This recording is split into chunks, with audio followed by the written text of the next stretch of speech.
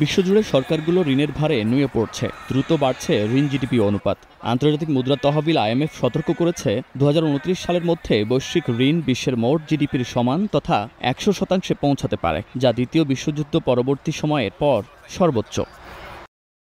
IMF বলছে, গত এক দশকে করোনা মহামারী পরবর্তী রাশিয়া ইউক্রেন যুদ্ধ, প্রাকৃতিক দুর্যোগ ও জলবায়ু পরিবর্তনের খরচ এবং বয়স্ক জনগোষ্ঠীর সংখ্যা বাড়ায় স্বাস্থ্য ও পেনশন খাতে ব্যয় বাড়ছে। এছাড়া কর বৃদ্ধি নিয়ে রাজনৈতিক সদিচ্ছার অভাবে রাজস্ব ঘাটতি মেটাতে হিমশিম খাচ্ছে অনেক দেশ। ফলে ধার নিয়ে ব্যয় সামাল দেওয়ার চেষ্টা করছে সরকারগুলো। ঋণের তালিকায় থাকবে বিশ্বের শীর্ষ ধনী দেশগুলো। যুক্তরাজ্য, যুক্তরাষ্ট্র, ফ্রান্স, জাপান, কানাডা ও চীনের মতো G20 দেশগুলো উচ্চ ঝুঁকিতে রয়েছে বলে জানিয়েছে আইএমএফ।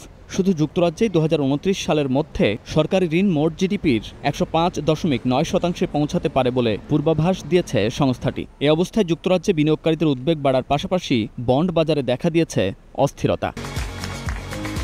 শীর্ষ ধনী দেশগুলোই না, বর্তমানে প্রায় 55টি দেশ সরকারি ঋণের ফলে তৈরি হওয়া অর্থনৈতিক সংকটের উচ্চ ঝুঁকিতে রয়েছে।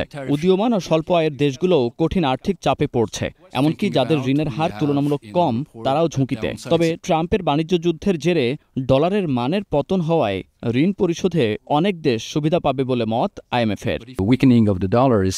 বৈশ্বিক অর্থনীতির স্থিতিশীলতা ধরে রাখতে নীতি সংস্কার জরুরি, না হলে আগামী কয়েক বছরের মধ্যেই ঋণ পরিশোধের চাপে বিপর্যস্ত হতে পারে বহু দেশ।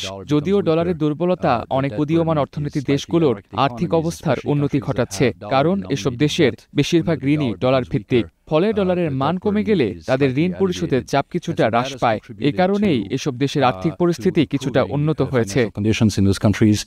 সংস্থাটি বলছে, সরকারগুলোকে এখনই অপ্রয়োজনীয় ব্যয় কমিয়ে উৎপাদনশীল খাতে বিনিয়োগ বাড়াতে এবং দায়বদ্ধ করনীতি ও বাজেট সংস্কার করতে হবে।